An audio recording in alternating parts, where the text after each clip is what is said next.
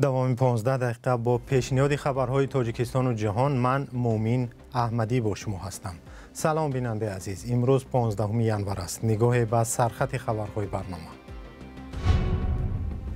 تفصیلات رید در یک مرکز سودای مسکو. مهاجران میگویند گواردیای ملی و پلیس روسیه بیش از 300 مهاجر را بازداشت کردند. سفر پرزیدنت ایران به تاجیکستان. کارشناسان میگویند پس از ناکامی در خاورمیانه، تهران به آسیای مرکزی و روسیه توجه خاص نشان میدهد. کی نیروگاه آب و برق خانه‌های سرد و تاریک ساکنان شهر راغون را گرم و روشن خواهد کرد؟ سوید نیست، اینترنت نیست، آنتن نیست که یک کس زنگ زنید در اینجا.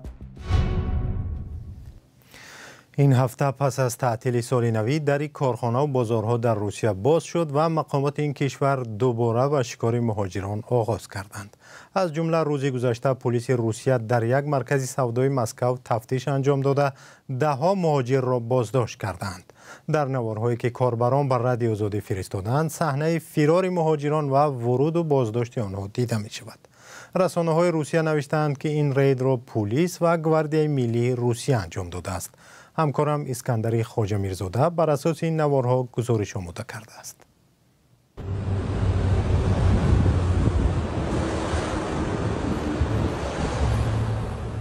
ورودی ماشین‌های پلیس و گواردیای ملی روسیه به مرکز سودای پرینس پلازای کنار ایستگاه متروی تیوپلیستان در شهر مسکو.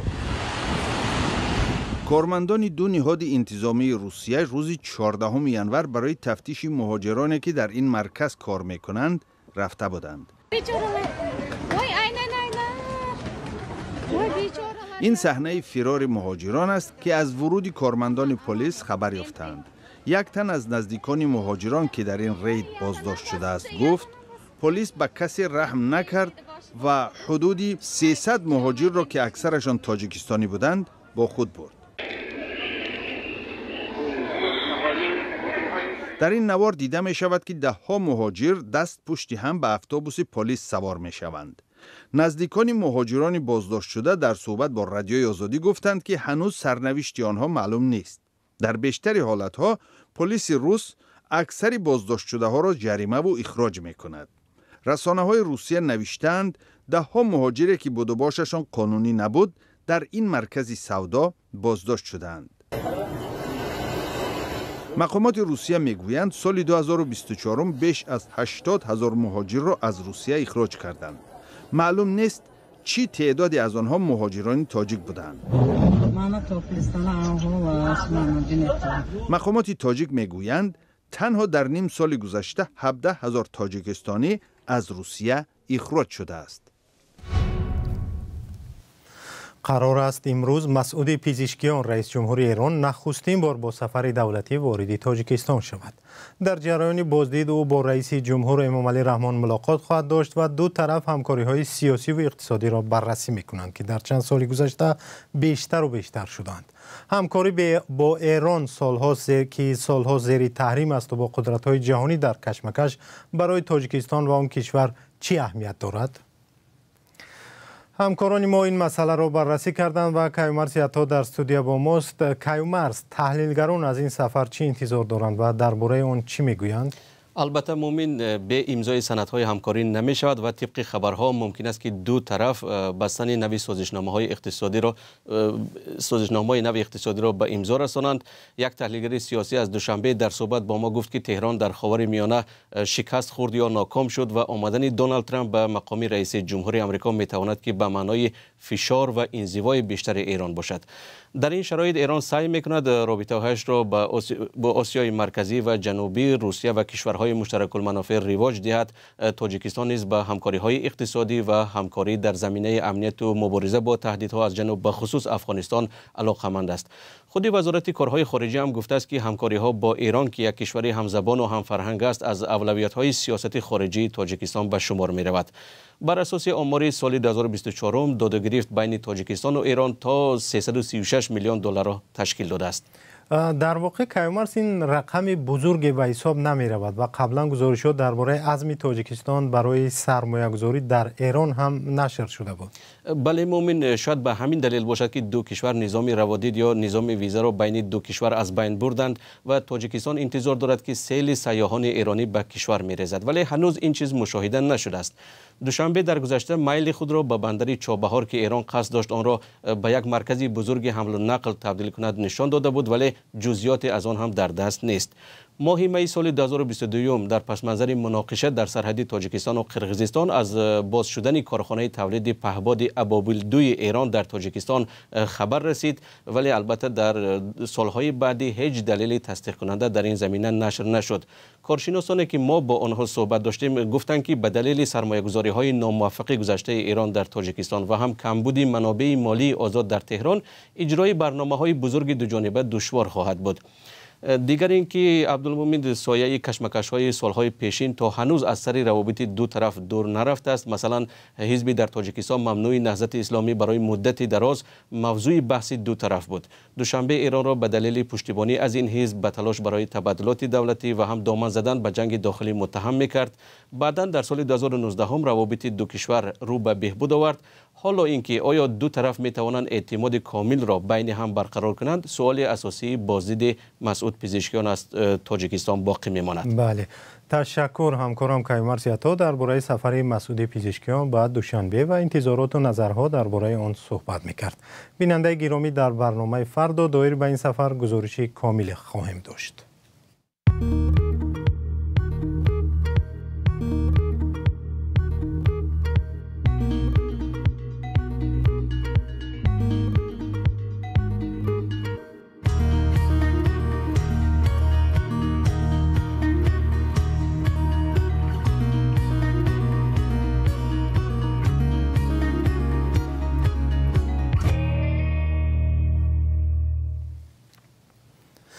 در تاجیکستان همزمان با شکایت مردم از نارسایی نیروی برق و خانه‌های تاریک و سرد، ساختمان نیروگاه راغون ادامه دارد.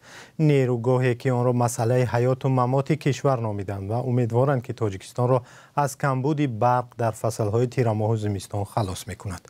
خبرگزاری فرانس پرس درباره این مشکلات و جریان ساختمان راغون گزارش آماده کرده است که آن را همکارم طاهر سفر تقدیم می‌کند. مسعودین محمودزاده در یکی از دهه‌های زیبای نزدیکی راغون زندگی می‌کند. در نزدیکی عظیم‌ترین نیروگاه برق آبی تاجیکستان که ساختمانش ادامه دارد. ماه سپتامبر اوکا میشود، مانا اوکا میشود. باید هم وقت پرابلم سر میشود، دیگه سوید نمیبیو، دیگه سوید تو خواهیم مقصد ای ساعتی 5 ساعت تا 8 ساعت بیگای ای 5 بیگا تا 11 شوای. بین این فنری از ما رو میگیریم الان میکنیم. مسعودین و خانواده‌اش باید 2 سال دیگر صبر کنند تا از بی‌برقی خلاص شوند، چون نیروگاه راغون هم حالا خانه آنها را روشن کردن نمیتواند. پرابلم است، ناونو همین نیوخه. سوید نیست، اینترنت نیست، آنتن نیست که یک کس زنگ زنی در اینجا. یک زنه کسل میشه، یک بودا کسل میشه. دیگه نیست که پدر مادرت زنگ زنی یا یور رفیقت زنگ زنی بیان برانه.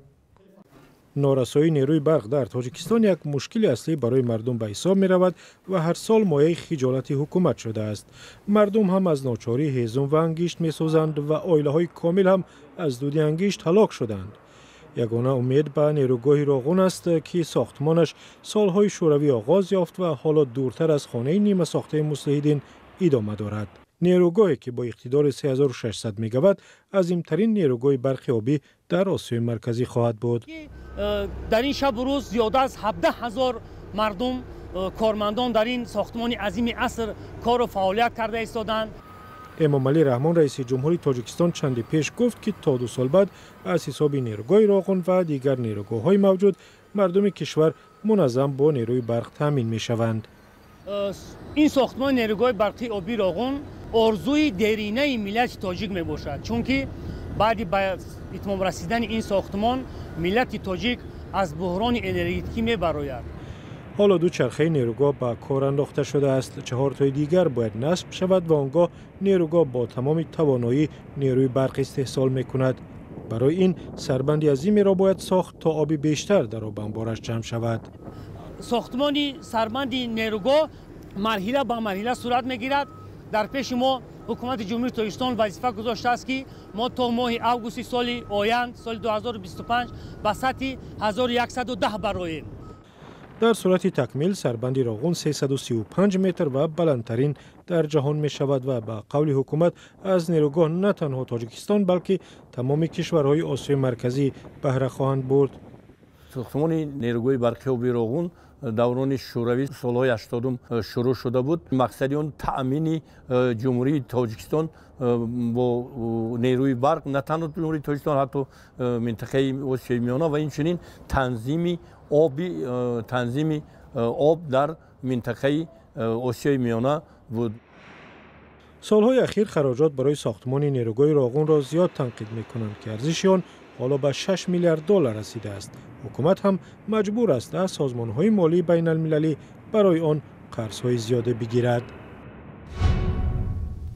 برنامه را با گزارشی از سوریه ادامه می‌دهیم. ماه گذشته در اولین ساعت‌های فروپاشی رژیم بشار اسد در سوریه درهای زندان معروف سید نویا در شهر دمشق باز شدند و تمام محبوسان آزاد شدند. اما هزارها نفر که نزدیکانشان در این محبس بینام و نشان شدند تلاش دارند که درباره سرنوشت خویشاوندانشان اطلاع پیدا کنند. اخیراً خبرنگار ریترز هم از سید نویا زیارت کرده گزارش پیشکش بینندگان کرد. آن را کیومرثی عطا تقدیم می‌کند.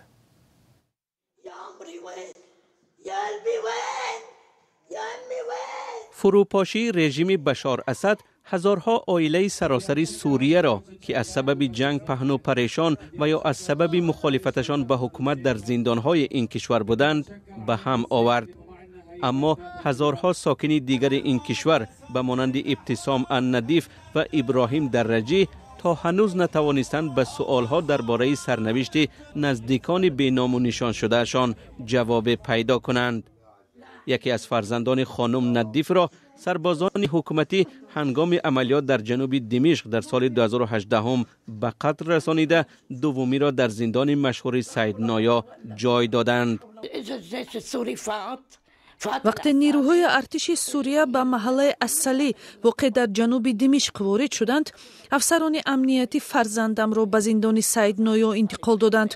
من پول دادم که پسرم را ببینم ولی از او آثاری نبود.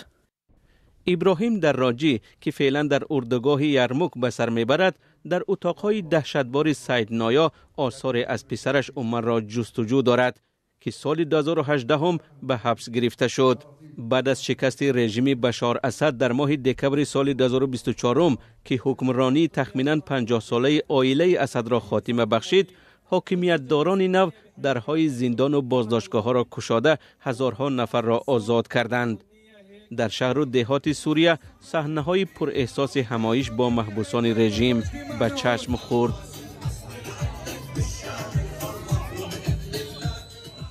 ولی سرنوشت ناروشن فرزندان برای عائله‌های زیاد باقی می‌ماند، زیرا معلوم نیست که در قبرهای دست جمعی سرشمار کی خوابیده است و سؤال دیگر هم این است کی برای این جنایت‌ها جواب می‌دهد. پسرم میگوید بس است، تو مردی سال خورده هستی، به خانه برگرد. من برگشتم، حال هم او را عمر ابراهیم دراجی را از روی رقمش جستجو دارم. آنها به محبوسان فقط رقم میدادند. رقم پسر من در اتاق زندانش 10912 بوده است. من عکس آن اتاق را گرفتم و برگشتم مراسم یادبود پسرم را گذرانیدم. اما برای هزارها عائله دیگر تنها عکس از اتاق محبس کافی نیست. سپاس که ما را همراهی نمودید. بیشتر خبرهای ما را در سامانه آزادی ارگ و صفحه‌های رادیو آزادی در فیسبوک، اینستاگرام، یوتیوب، تلگرام و تیک تاک و ایکس پیگیری کنید. اگر شما هم خبری دارید لطفاً به ما بنویسید. اگر درست بود نشر میکنیم. با ما تماس بگیرید. خدا نگهدار یک و یک شما بود.